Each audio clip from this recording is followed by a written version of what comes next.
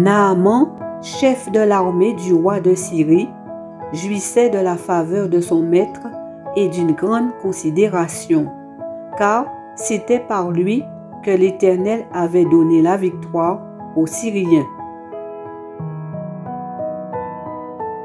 Mais cet homme fort et vaillant avait une maladie de la peau, il était lépreux. Or, des pillards syriens qui avaient pénétré en bande dans le territoire d'Israël en avaient ramené prisonnière une fillette du pays qui devint la servante de la femme de Naaman.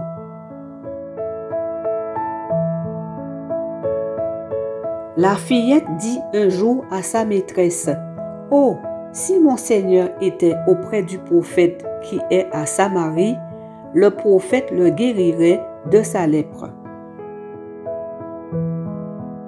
Naaman alla parler au roi de ce que la petite servante du pays d'Israël a parlé de telle ou de telle manière.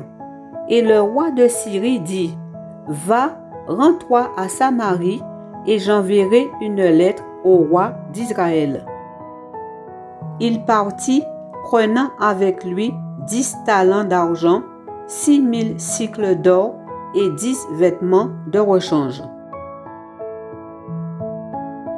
Il porta au roi d'Israël la lettre où il était dit, « Maintenant, quand cette lettre te sera parvenue, tu sauras que je t'envoie Naaman, mon serviteur, afin que tu le guérisses de sa lèpre. »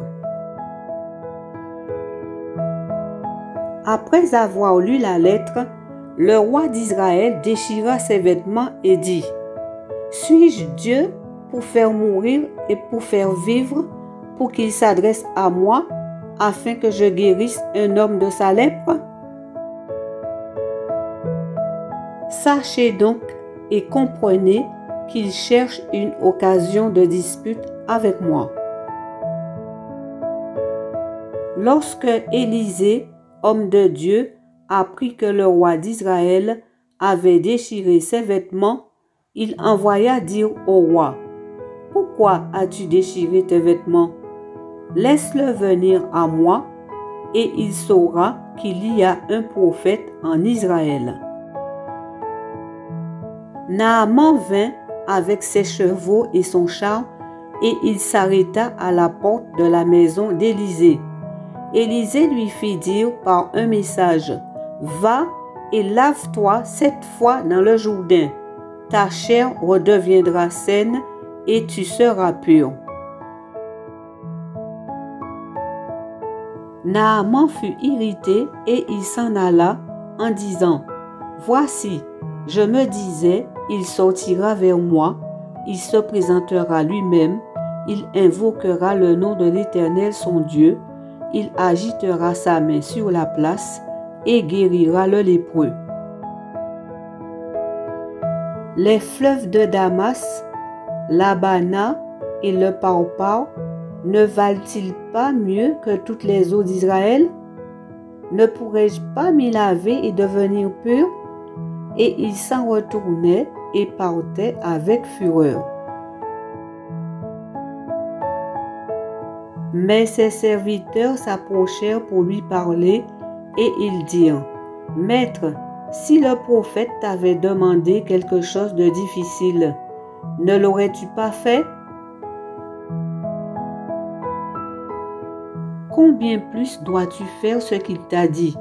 Lave-toi et tu seras pur. » Il descendit alors et se plongea 7 fois dans le Jourdain, selon la parole de l'homme de Dieu, et sa chair redevint comme la chair d'un jeune enfant, et il fut pur.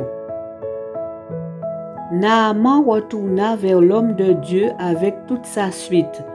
Lorsqu'il fut arrivé, il se présenta devant lui et dit, « Voici, je reconnais qu'il n'y a point de Dieu sur toute la terre, si ce n'est en Israël.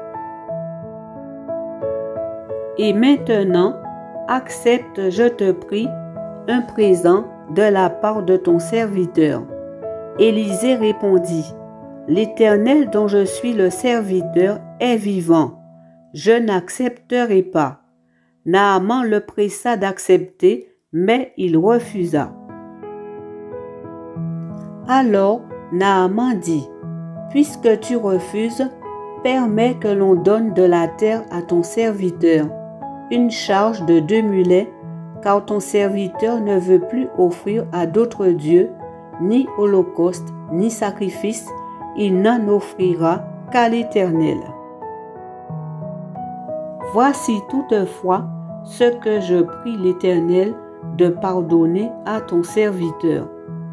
Quand mon maître entre dans la maison de Rimon pour s'y prosterner et qu'il s'appuie sur ma main, je me prosterne aussi dans la maison de Rimon. Veuille l'Éternel pardonner à ton serviteur lorsque je me prosternerai dans la maison de Rimon. » Élisée lui dit, « Va en paix. » Lorsque Naaman eut quitté Élisée et qu'il fut à une certaine distance, Géasi, serviteur d'Élisée, homme de Dieu, se dit en lui-même, « Voici mon maître a ménagé Naaman, ce Syrien, en n'acceptant pas de sa main ce qu'il avait apporté. L'Éternel est vivant, je vais courir après lui et j'en obtiendrai quelque chose. » Et Géasi courut après Naaman. Naaman, le voyant courir après lui, descendit de son char pour aller à sa rencontre et dit, « Tout va-t-il bien? » Il répondit, « Tout va bien. Mon maître m'envoie te dire, voici, il vient d'arriver chez moi 2 jeunes gens de la montagne d'Éphraïm, d'entre les fils des prophètes. Donne pour eux, je te prie, 1 talent d'argent et 2 vêtements de rechange. » Naaman dit, « Consens à prendre 2 talents. » Il le pressa et il serra 2 talents d'argent dans 2 sacs, donna 2 habits de rechange et les fit porter devant Géasi par 2 de ses serviteurs. Arrivé à la colline, Géasi les prit de leurs mains et les déposa dans la maison, et il renvoya ces gens qui partirent. Puis il alla se présenter à son maître. Élisée lui dit, « D'où viens-tu, Géasi? » Il répondit, « Ton serviteur n'est allé ni d'un côté ni d'un autre. » Mais Élisée lui dit, « Mon esprit n'était pas absent lorsque cet homme a quitté son char pour venir à ta rencontre. Est-ce le temps de prendre de l'argent et de prendre des vêtements, puis des oliviers, des vignes, des brebis, des bœufs, des serviteurs, des servantes? » La lèpre de Naaman s'attachera à toi et à ta postérité pour toujours. Et Géasi sortit de la présence d'Élisée avec une lèpre comme la neige. Deuxième livre des rois, chapitre 5.